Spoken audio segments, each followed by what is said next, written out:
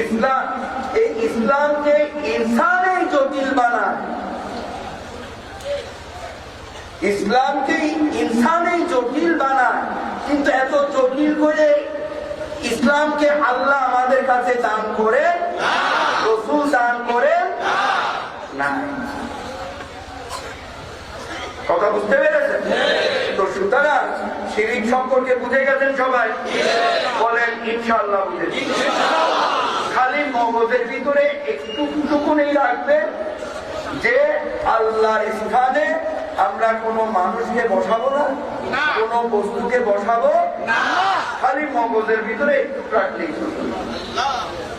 তারপরে আরামসে জীবন যাপন করে, আরামসে চলাফেরা করে শিরক আপনাদের পাশেও দেখতে পারেন।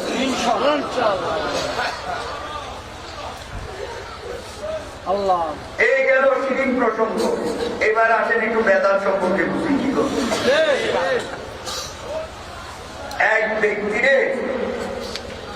এক ব্যক্তি বুঝান, এক বৃদ্ধ লোককে, কথা বুঝছেন, খুব বেদাত সম্পর্কে বুঝাইল। বুঝানোর পর একদম বেচারা তো বৃদ্ধ মানুষ, কথা বুঝছেন, বেচারা তো বৃদ্ধ মানুষ, তো বুঝাইছে। বুঝতে বুঝতে একসময় ওই বৃদ্ধ লোক রাগ হয়ে কয়, বেটা তুই জানো আমি বেটা, তারপরও তুই আমারে বেদাত বেদাত করতেছে। মানে ওই পুরা লোকের একটাও দাঁত নেই। বর্তমানে বাংলাদেশে বেদাতের অবস্থা হয়ে গেছে। এইভাবে শূন্য না বেদাত, এইভাবে খাইল না বেদাত, এইভাবে শূন্য না বেদাত, এইভাবে ঘুমাইল না বেদাত। কথা বুঝছেন? তো এই বাংলাদেশের বেদাতের অবস্থা হয়ে গেছে এরকম। পুরো পৃথিবীতে, শুধু বাংলাদেশ কেন বলবো, পুরো পৃথিবীতে বেদাতের অবস্থা হয়ে গেছে।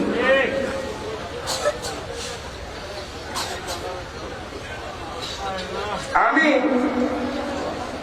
বেদাত সম্পর্কে বুঝিয়ে দিচ্ছি, লক্ষ্য করে দেখেন। বেদাত শব্দের লোকাদান অর্থ হচ্ছে, ডিকশনারি অর্থ হচ্ছে, আবিধানিক অর্থ হচ্ছে নব আবিষ্কৃত,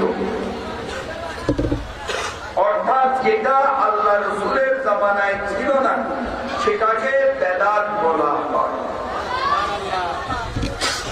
কথা বুঝতে পেরেছেন? যেটা আল্লাহ রাসূলের জামানায় ছিল না এটাকে কি বলা হয়? বেদাত বলা হয়। কথা বুঝতে পেরেছেন?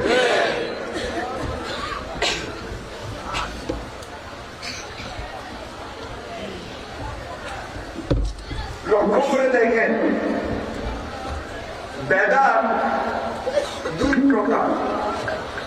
একটা হচ্ছে বেদাতে হাসানা, আর একটা হচ্ছে বেদাতে সাহিহা। কথা বুঝতে পেরেছেন? বেশ কয়েক মাস আগে হাটহাজারী প্রবারে স্কুল এবং কলেজ ময়দান, এটা হচ্ছে হাটহাজারীর মধ্যে সবচেয়ে বড় ময়দান। কথা বুঝতে পেরেছেন? আর এখানে কোন কোন মাদ্রাসা আছে আপনাদের অজানা নাই। 3রা অক্টোবর, গত 3রা অক্টোবর এই মাহফিলটা হয়েছিল রাত্রে। কথা বুঝতে পেরেছেন? তো সেই মাহফিলে আমি বয়ান করছিলাম। আর এই যে আপনার লালবাগ মাদ্রাসা আছে না, সেখানে কমপক্ষে আমি 5 থেকে 6 বার, এটার কাছাকাছি রোড ব্লক করে কাছাকাছি 5 থেকে 6 বার আমি মাইকিং করেছি। আমি কামরাঙ্গীরচর মাদ্রাসা যেটা, এটা সর্বপ্রথম আমি মাইকিং করেছিলাম 1/2 কিলোমিটার ডিস্টেন্সে। ওটার 1/2 কিলোমিটার বা এর থেকে একটু কম হতে পারে ডিস্টেন্সে আমি মাইকিং করেছিলাম। আমার মনে আছে তখন হাফিজ হুজুর সাহেব তখন জীবিত ছিলেন।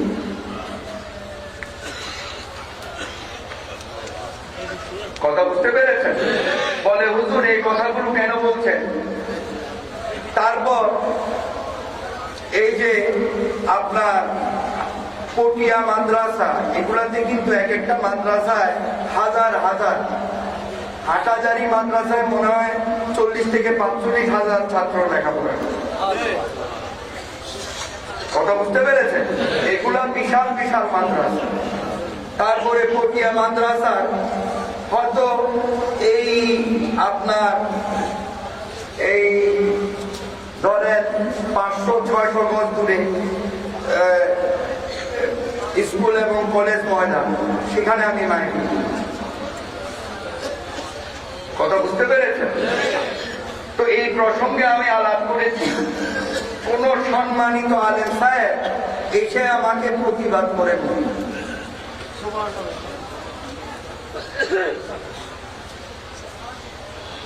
কিছুদিন আগে আমি কুমিল্লা লাকসাম, আপনার একটা বৃহত্তর লাকসামে পড়েছে এখন বর্তমানে বেলগড় আপনার বলে একটা জায়গা আছে, সেটা স্কুল এবং খারেজি মাদ্রাসা ময়দানে আমার মাহফিল ছিল। কথা বুঝতে পেরেছেন?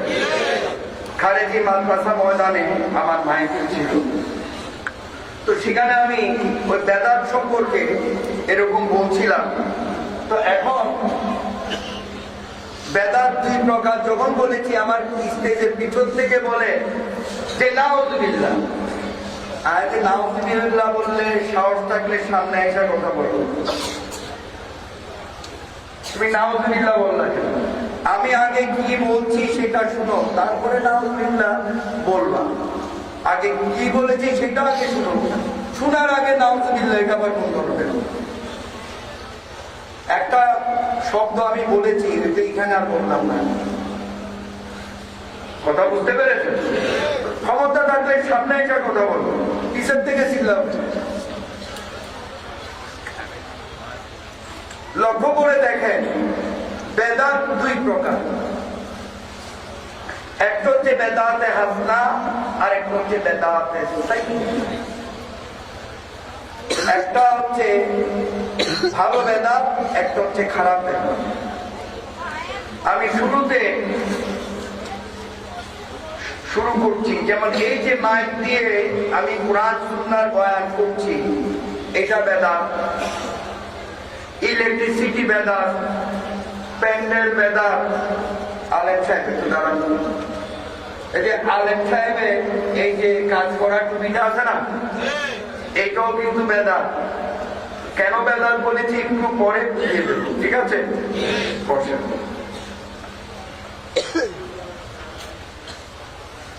তারপরে এই যে সম্মানিত আলেম সাহেবরা এই মসজিদে বলেন না যে আপনারা সবাই মোবাইল সেট বন্ধ করেন, মোবাইল সেট বন্ধ রাখেন, কারণ ওনার পকেটও একটা মোবাইল আছে। কি বলেন, বলে কিনা? মোবাইল সেট বন্ধ করেন, কারণ মোবাইলের আওয়াজ হইলে নামাজে বিঘ্ন করতে পারে। এই মোবাইলটাও কিন্তু বেদাত।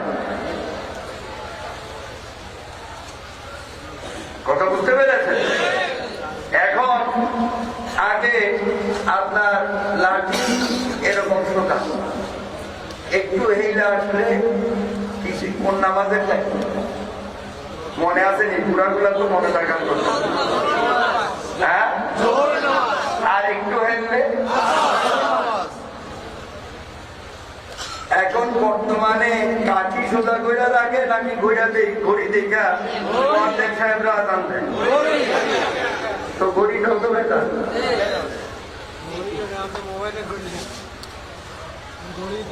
কথা বুঝতে পেরেছেন? তাহলে লক্ষ্য করে দেখেন, স্কুল বেদাত, কলেজ বেদাত, মাদ্রাসা বেদাত। কথা বুঝতে পেরেছেন? এখন জানি অনেকে তেলে বেগুনে তুলে উঠছেন, একটু পরেই জলা থাইনা দেবো, যেহেতু মাদ্রাসা বেদাত বলেছি, তেলে বেগুনে একটু জলার করতে আমি বুঝাই দিলে একটু পরেই বুঝে দেবো। কথা বুঝতে পেরেছেন? বেদাত। কথা বুঝতে পেরেছেন? এভাবে বেদাত বলতে গেলে আমার আরো বেদাতের ফিরিস্তার অনেক দিতে হবে। লক্ষ্য করে দেখেন, আমি শুরুতে মাদ্রাসা দিয়ে শুরু করি। মাদ্রাসা আমি কেন বেদাত বলেছি? আল্লাহ রসুলের জামানায় সুরমা গাছ খেজুর গাছের নিচে বসে দিন ইসলাম শিক্ষা দেওয়া হইতো, মসজিদে বসে দিন ইসলাম শিক্ষা দেওয়া হইতো। বর্তমানে যে সিস্টেমে মাদ্রাসা চলছে, এই সিস্টেমের মাদ্রাসা কি আল্লাহ রসুলের জামানায় ছিল?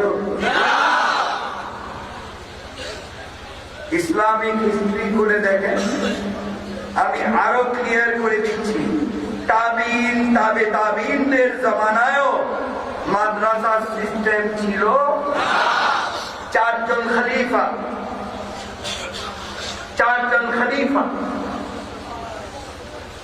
কথা বুঝতে পেরেছেন? চারজন খলিফা প্রসঙ্গ আমি করে আসবো। চারজন ইমাম, শরীয়তে ইমাম, কথা বুঝতে পেরেছেন? শাম ইমাম কি হানাফি, শাফি, হাম্বলি, মালিকি, মাযহাবের ইমাম আছেন। মাযহাব কিন্তু শতের উপরে আছে, মশহুর হচ্ছে চারটা। আমরা যেভাবে এইভাবে যারা নামাজের নিয়ত বাঁধে নাভির উপরে, এইভাবে আমরা হানাফি মাযহাবের অনুসারী।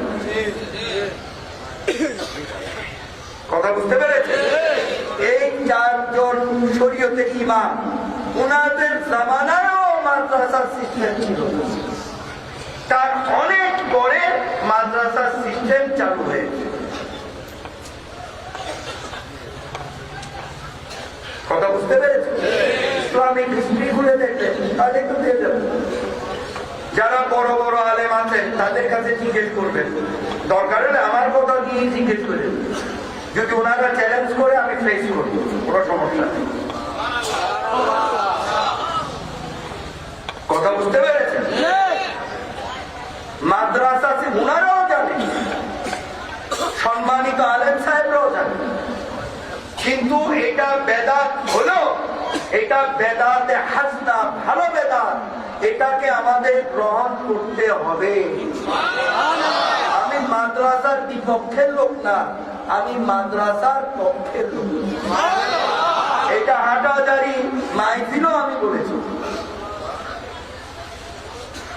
কোন সম্মানিত আলেম সাহেব এসে আমাকে চ্যালেঞ্জ করেন নাই, কারণ ওনারা সবাই জানেন আমি সঠিক কথা বলেছি। কথা বুঝতে পেরেছেন? এটাকে বেদাত কি জিনিসটাকে বুঝানোর জন্য আমি বলেছি, মাদ্রাসাকে ছোট করার জন্য আমি কথা বলছি। কারণ মাদ্রাসায় যদি আপনারা সন্তানদের না পাঠান, আলেম তৈরি হবে? তাহলে অবশ্যই মাদ্রাসার প্রয়োজন আমাদের আছে। আমি তো মাদ্রাসার বিপক্ষে বলছি না, আমি মাদ্রাসার পক্ষে, কিন্তু এটা বেদাত হলো, এটা বেদাতে হাসনা, ভালো বেদাত, এটাকে আমাদের গ্রহণ করতে হবে। এখন অনেকেই বলে, একটু বলার সময় একটু ব্যক্তিও মারে, কথা বুঝছেন?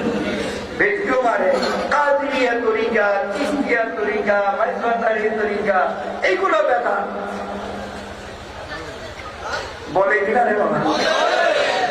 বলে।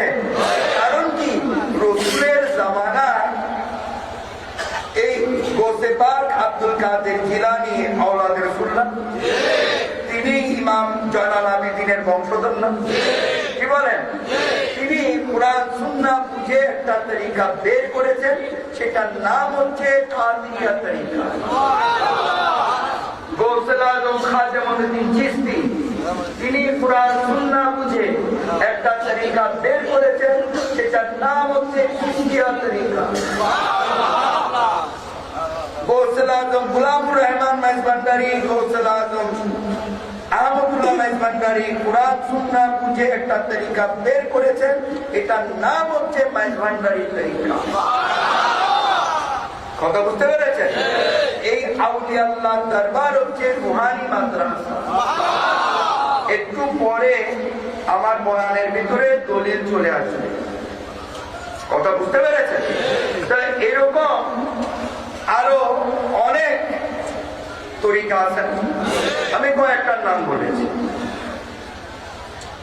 আচ্ছা আলেম সাহেব, আপনি একটু দাঁড়ান, একটা মাদ্রাসার নাম বলেন তো এই এলাকার।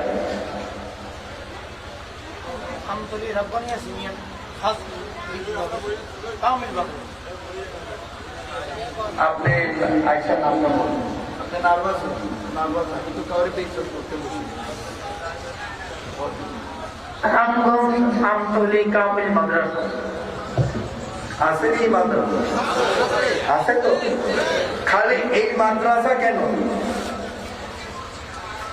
লক্ষ লক্ষ মাদ্রাসা পুরো পৃথিবীতে নাই, আছে কি নাই? একটা মাদ্রাসার নাম কোরআন হাদিসে কোন আলেম দেখাইতে পারে? কারণ রাসূলের জামানায় তো মাদ্রাসার সিস্টেমই ছিল। অনুরূপ ভাবে কাদেরিয়া তরিকা, চিশতিয়া তরিকা, মাইজভান্ডারি তরিকা, এটা হচ্ছে একটা ব্যানার, একটা নাম। মূল কার্যক্রম হচ্ছে কোরআন সুন্নাহ ভিত্তিক জীবন ব্যবস্থা। তাহলে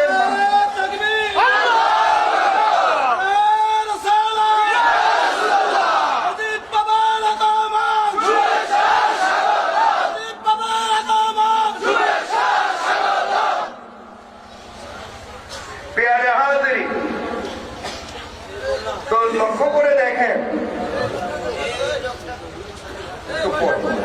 আগে বয়ানটা শেষ। তাহলে এই যে মাদ্রাসা বেদাত হলো, বেদাতে হাসানা, কাদেরিয়া তরিকা, চিশতিয়া তরিকা, মাইজভান্ডারি তরিকা, এটা বেদাত হলো, বেদাতে ভালো বেদাত। এগুলোকে আমাদের গ্রহণ করতে হবে। লক্ষ্য করে দেখেন, আমি মাইক বেদাত বলেছি, মাইকে আযান দেওয়া হয় না, মসজিদে নামাজ পড়ানো হয় না। এখন আমি সম্মানিত আলেম সাহেবরা বয়ান করেন না মাইকে, আমি করছি না। তো এটা বেদাত হলো, বেদাতে হাসানা, ভালো বেদাত, এটা আমাদের গ্রহণ করতে। ইলেকট্রিসিটি আমি বেদাত বলেছি, বর্তমানে কারেন্ট ছাড়া জনজীবন বিপন্ন। এটা বেদাত হলো, বেদাতে হাসানা, এটা আমাদের গ্রহণ করতে হবে। ঘড়ি বেদাত বলেছি, মোবাইল বেদাত বলেছি, এগুলো বেদাত হলো, বেদাতে হাসানা। যদি ভালো বেদাত না হইলো, সম্মানিত আলেম সাহেবরা কি মোবাইল ব্যবহার করতেন? ঘড়ি ব্যবহার করতেন? রাসূলের জামানায় কি এগুলা ছিল? ছিল না। তাহলে এগুলা ভালো বেদাত।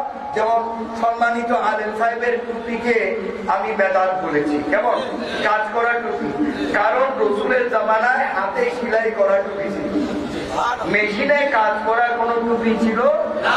তো সম্মানিত আলেম সাহেব এই টুপিটাকে সাজিয়ে মাথায় দিয়েছে, আশা করি সওয়াবটা একটু বেশি হবে। কারণ টুপি ব্যবহার করা সুন্নতের রাসূল, পাগড়ি ব্যবহার করা সুন্নতের রাসূল। উনি সুন্নতটাকে সাজিয়ে মাথায় দিয়েছেন, আশা করি এটা সওয়াবটা একটু বেশি হবে। কথা বুঝতে পেরেছেন? তাহলে বুঝতে হবে, স্কুল, কলেজ, ইউনিভার্সিটি আমি বেদাত বলেছি, কি বলেন? এখন ডাক্তারের প্রয়োজন আছে কিনা? উচ্চতরে বুঝলেন? ইঞ্জিনিয়ারের প্রয়োজন আছে কিনা? আর্কিটেক্টের প্রয়োজন আছে কিনা? জজ ম্যাজিস্ট্রেটের প্রয়োজন আছে কিনা? এভাবে বিভিন্ন ক্ষেত্রে বড় বড় পদস্থ কর্মকর্তাদের প্রয়োজন আছে কিনা? এই জ্ঞানে জ্ঞানী হইতে হইলে স্কুল, কলেজ, ইউনিভার্সিটিতে অবশ্যই লেখাপড়া করতে হবে।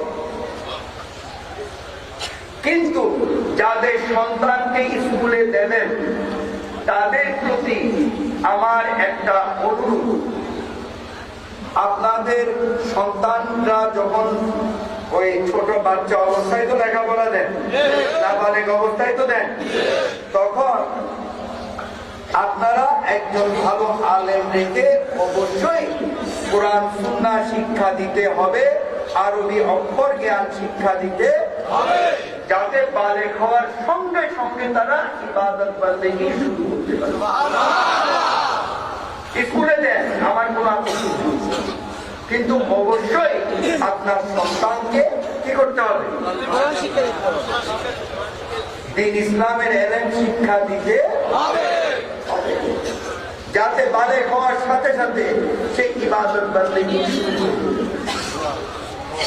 কারণ আলেম সাহেব যখন অসুস্থ হয় যাবে কার কাছে? ডাক্তারের কাছে যাবে না যে হুজুর একটু স্যার একটু প্রেসক্রিপশন দেন, একটু ডাক্তার পরীক্ষা টিরীক্ষা কইরা তারপর একটা ওষুধ দিয়ে দেয়, কি বলে? তো এখানেও যদি মানুষের কাছে চাওয়া হয় এখানেও কিন্তু শিরিক হয়েছে। তারপরেও শিরিকের বয়ান আমার শেষ, বেদাতের বয়ান চলতেছে এইটার মধ্যেই থাকে। কথা বুঝতে পেরেছেন? তো যাই হোক, এখন আবার ধর্ম কর্মের যখন দরকার হবে, কোরআন তালাওয়াতের দরকার হবে, ওয়াজ নসিহতের দরকার হবে, কোন মাসালার দরকার হইলে ডাক্তার সাহেব আলেম সাহেবের কাছে যাইতে হবে, কি বলে? যাইতে হবে না?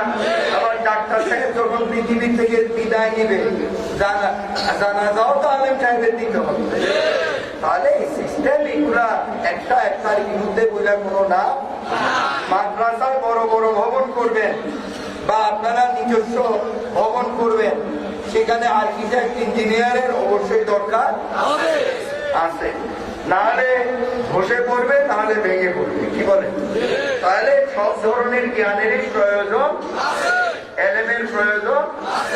এইগুলা বেদাত হলো, বেদাতে হাসনা ভালো বেদাত, এগুলোকে আমাদের গ্রহণ করতে হবে। এবার আসেন বেদাতে সাইয়্যা সম্পর্কে। এরকম আরো অনেক বেদাতে হাসনা আছে না? তো ভালো বেদাত যেগুলো এক কথায় যেগুলো পালন করলে আমাদের ধর্ম কর্মের উপর আঘাত আসবে না, সেই বেদাত আমরা গ্রহণ করতে পারি। এবার বুঝছেন যে বেদাত গ্রহণ করলে ধর্ম কর্মের উপরে, ইসলাম ধর্মের উপরে, ঈমান আকীদার উপরে আঘাত করবে না, সেই ধরনের বেদাত আমরা গ্রহণ করতে পারি। আবার বেদাতে সাইয়্যা খারাপ বেদাত, যেমন সিনেমা হল, যেমন আপনার যাত্রা গান, কথা বুঝতে পেরেছেন?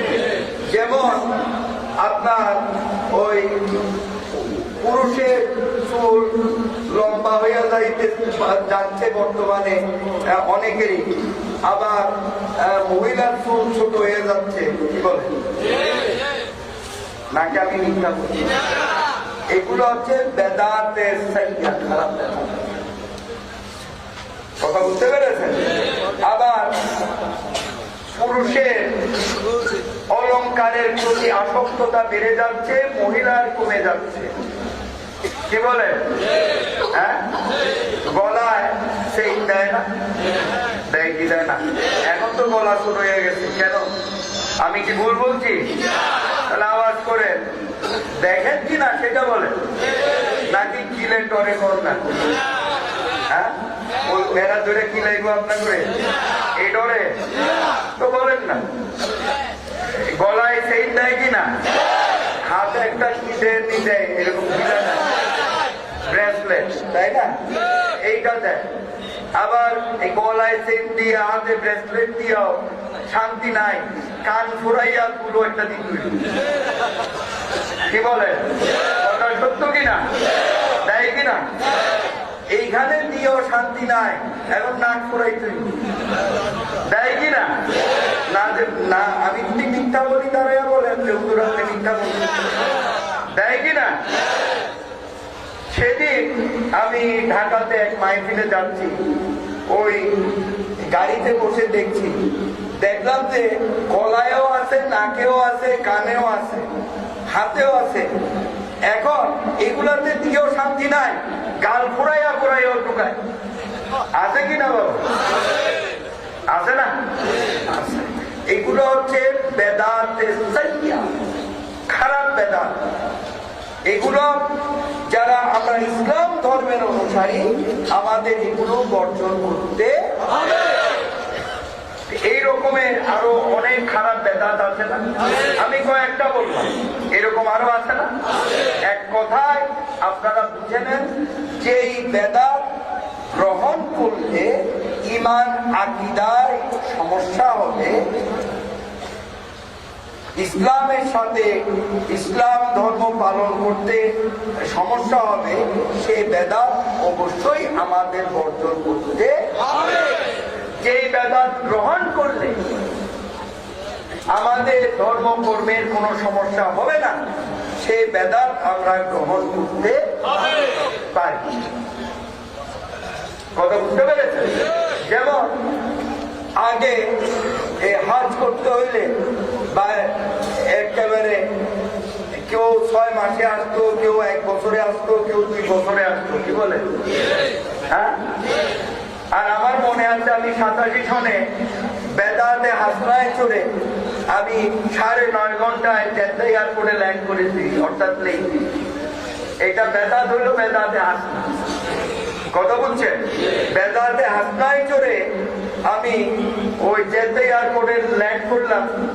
তারপরে বর্তমানে যে গাড়ি, এটার কি উত্তরের জমানায় ছিল, তো এগুলা দিয়ে এক স্থানে অন্য স্থানে গিয়ে সুন্দরভাবে 1 মাসের মধ্যে হাজের কাজ শেষ করে আবার বেদাতে আসনাই করে বাংলাদেশে এসে ল্যান্ড করলাম। তাহলে এটা বেদাত হলো বেদাতে হাসনাই, আমাকে গ্রহণ করতে হবে। যেখানে আগে বছরের পর বছর বা মাসের পর মাস লেগে যেত, সেখানে বেদাতের ওয়াসিলায় আমরা কি করলাম? সুন্দর হবে হাজের কাজ শেষ করে আবার বেদাতে আসনাই করে চলে আসতাম। সেটা বেদাত হলো বেদাতে আসলাম, ভালো বেদাত, এটা আমাদের গ্রহণ করতে হবে। তাহলে বুঝতে হবে যে বেদাত বলতে কি। তো হাটাজারিতে এবার আমার কাছে একটা প্রশ্ন এসেছিল, হুজুর তাহলে মাজার এটা কি বেদাত না? আমি বললাম মাজার বেদাত না। দলিল কোরআন শরীফ, সূরা কাহফ খুলে দেখেন। সম্মানিত আলেম সাহেবদের বলছি, সেখানে আসহাবে কাহফের একটা ঘটনা আছে। কথা বুঝতে পেরেছেন? সেই আসহাবে কাহফ ওনারা প্রত্যেকেই ছিলেন আউলিয়া। ওনাদের কবরের উপরে ইবাদতগাহ নির্মাণ হয়েছে। আল্লাহ ওনাদেরকে এত সম্মান দান করেছেন, চন্দ্র সূর্য ওনাদের মাজারের উপর দিয়ে যায় না, ডান পাশ বাম পাশ দিয়ে যায়।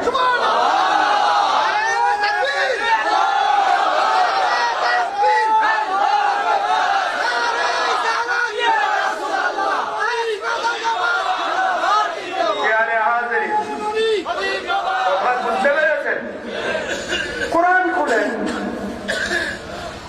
কোরআন শরীফ খুলেন।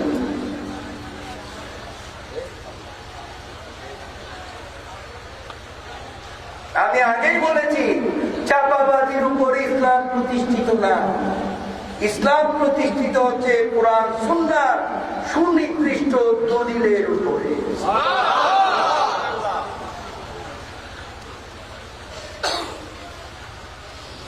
কথা বুঝতে পেরেছেন?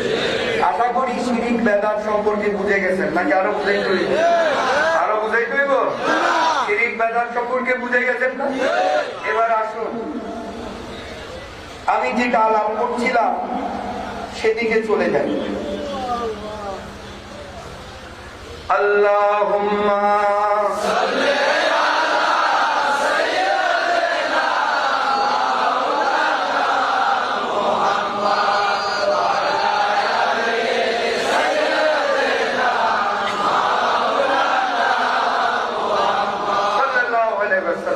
আমি বলছিলাম সেদিকে চলুন আমরা লক্ষ্য করি।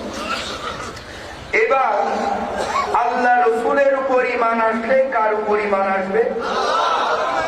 আবার স্মরণ করিয়ে দিচ্ছি, আল্লাহ রসুল এই জমিনে এসে বললেন যে তোমরা সূর্যের উপাসনা করো, তোমরা চন্দ্রের উপাসনা করো, তোমরা আগুনের উপাসনা করো, নিজেরা পুতুল বানিয়ে পুতুলের উপাসনা করো, এগুলো তো সব খায়রুল্লাহ, একটাও আল্লাহ, একটা উপাসনার যোগ্য না।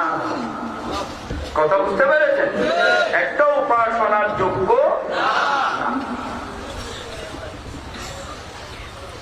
আল্লাহ রাসূল বললেন, সপ্ত আসমান সপ্ত জমিন যিনি সৃষ্টি করেছেন, চন্দ্র সূর্য গ্রহ নক্ষত্র যিনি সৃষ্টি করেছেন, জিন ইনসান যিনি সৃষ্টি করেছেন, বৃক্ষ তরুণাদি থেকে শুরু করে একটি কীট পতঙ্গ পর্যন্ত, এক কথায় কুল্লু মখলুকাত যিনি সৃষ্টি করেছেন তার নাম হচ্ছে আল্লাহ। এক আল্লাহর উপাসনা করুন। যারা আল্লাহর এই রাসূলের আহ্বানে সাড়া দিয়েছেন তারা বলেছেন সাদ্দাকতা ইয়া রাসূলুল্লাহ। যেটা আপনি বলছেন আল্লাহ বলে একজন আছে, আপনি আল্লাহর রাসূল, আপনি দাবি করছেন, আমরা ঈমান করলাম আল্লাহ বলে একজন আছে। আমাদেরকে কোরআন কালমায়ে তাইয়্যিবা লা ইলাহা ইল্লাল্লাহু মুহাম্মাদুর রাসূলুল্লাহ সাল্লাল্লাহু আলাইহি ওয়াসাল্লাম বলে মুসলমান হয়ে গিয়েছে। কি বলে? আল্লাহ রাসূল তিনি ইসলাম প্রচার করেছেন না? ইসলাম ধর্ম প্রচার করেছেন না? আমি যেহেতু একটু শর্ট করব বলেছি, মাঝখান দিয়ে শিরিক বেদাতের বয়ানটা চলে এসছে, আমি যতটুকু সম্ভব আপনারা বুঝতে পারেন মতোই আমি ইনশাআল্লাহ বুঝিয়ে দিচ্ছি। কথা বুঝতে পেরেছেন? লক্ষ্য করে দেখেন,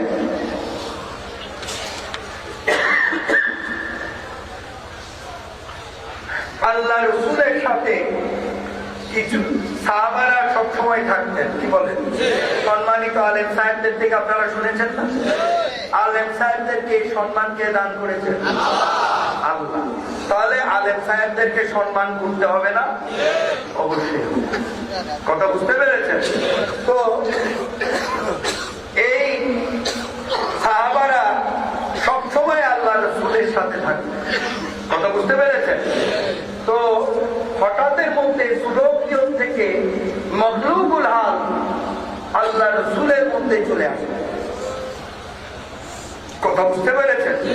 মখলুকুল হাল চলে আসতে, তো মখলুকুল হাল যখন আসতেন হাফেজ সাহেবরা মুখস্থ করার জন্য তৈরি হয়ে যেতেন, কারি সাহেবরা সহি শুদ্ধভাবে মনে রাখার জন্য তৈরি হয়ে যেতেন, আর কাদের সাহেবরা লেখার জন্য তৈরি হয়ে যেতেন। এই শক্তি ওনাদেরকে কে দান করেছিলেন? আল্লাহ দান করেছিলেন। কথা বুঝতে পেরেছেন? তো আল্লাহ রাসূল মখলুকুল হালে যখন চলে যেতেন তখন ওনার থেকে কিছু, ওনার জবানে পাক থেকে কিছু কথা বের হতো। হাফেজ সাহেবরা সঙ্গে সঙ্গে এটা মুখস্থ করে ফেলতেন, কারি সাহেবরা এটাকে শুদ্ধ ভাবে মনে রাখতেন, তাদের সাহেবরা সঙ্গে সঙ্গে এটা লিপিবদ্ধ করে ফেলতেন। আল্লাহ রাসূল মখলুকুল হাল থেকে যখন সুলকিয়তে আসতেন, কথা বুঝতে পেরেছেন? সুলকিয়তে আসতেন তখন তিনি বলতেন, যদিও তোমরা চোখে দেখেছো, কানে শুনেছো, এই কথাগুলো আমার জবান দিয়ে বের হয়েছে, কিন্তু তোমরা বিশ্বাস করো এগুলো আমার কথা না, এগুলো আল্লাহর কথা। এগুলো কালামে মুহাম্মদুর রাসূলুল্লাহ না, এগুলো হচ্ছে কালামুল্লাহ, আল্লাহর কথা। উপস্থিত যারা তারা বলতেন, যদিও আমরা চোখে দেখেছি, কানে শুনেছি, এই কথাগুলো আপনার জবান দিয়ে বের হয়েছে, কিন্তু যেটা আপনি বলছেন এগুলো আল্লাহর কথা, তাহলে আমরা ঈমান করলাম এগুলো আল্লাহর কথা। কথা বুঝতে পেরেছেন? এগুলো কার কথা? এভাবে 6666 খানা আয়াতে কারিমা আল্লাহ রাসূলের জবানে পাকের মাধ্যমে আল্লাহ আমাদের দান করেছেন। তাহলে আল্লাহর পরিচয়ও পেলাম ওয়াসিলার মাধ্যমে। আল্লাহ কোরআন নাযিলও করেছেন ওয়াসিলা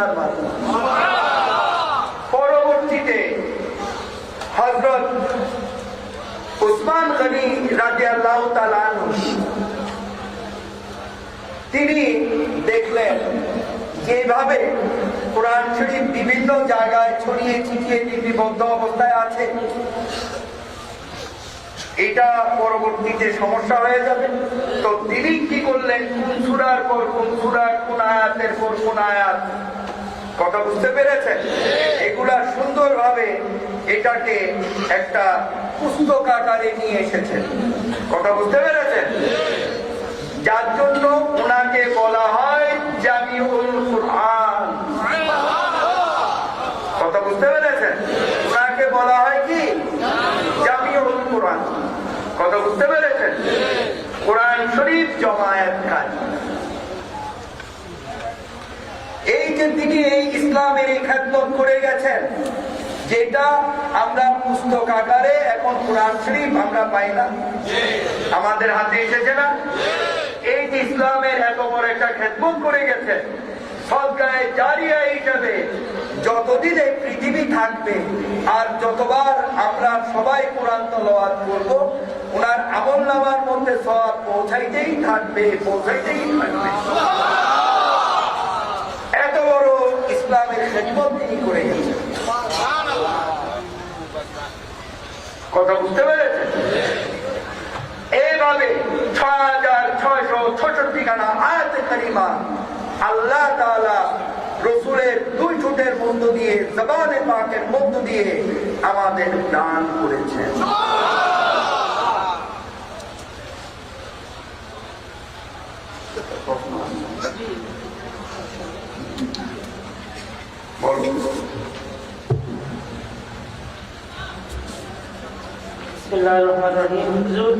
আসসালামু আলাইকুম। আমাদের নবী নূর নবী, নবী গায়েব জানেন কি? হাজের ও নাজের হায়াতুন নবী, এটা একটু বলে দিলে আমরা উপকৃত হব। তারপরে আরেকটা প্রশ্ন হলো, মাজারে বা ওলি আল্লাহদেরকে সামনে রেখে সেজদা করা কি জায়েজ? 3 নম্বর প্রশ্ন, গান বাজনা জায়েজ কি? জায়েজ হলে আজকে বাজানো হলো না কেন? এলাকা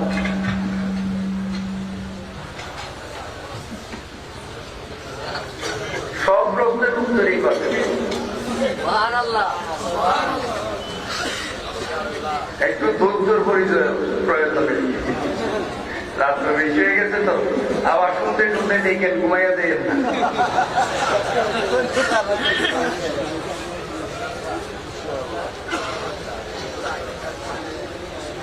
আমি ওয়াসিলার বয়ান করছিলাম না, কি বলে? তো প্রথম প্রশ্নের উত্তর এটার ভিতরেই চলে আসবে, কি বলে? আর ওগুলা ধাপে ধাপে এসে যাবে, ঠিক আছে? ধাপে ধাপে এসে যাবে, কোন সমস্যা। পেয়ারে হাজির, যেটা আমি বলছিলাম সেদিকে লক্ষ্য করুন। তাহলে আল্লাহ রাসূল ওয়াসিলা, কি বলেন, তাই না? ওনার এই যে কোরআন শরীফ আমরা পেয়েছি ওয়াসিলার মাধ্যমে, কি বলেন? হ্যাঁ, পেয়েছি না? যার কারণে আল্লাহ কোরআন শরীফে বলেছেন, এই যে প্রশ্নকারী উত্তর একটা কিন্তু চলে আসছে, খেয়াল করেন। বিসমিল্লাহির রহমানির রহিম, قد جاءكم من الله نور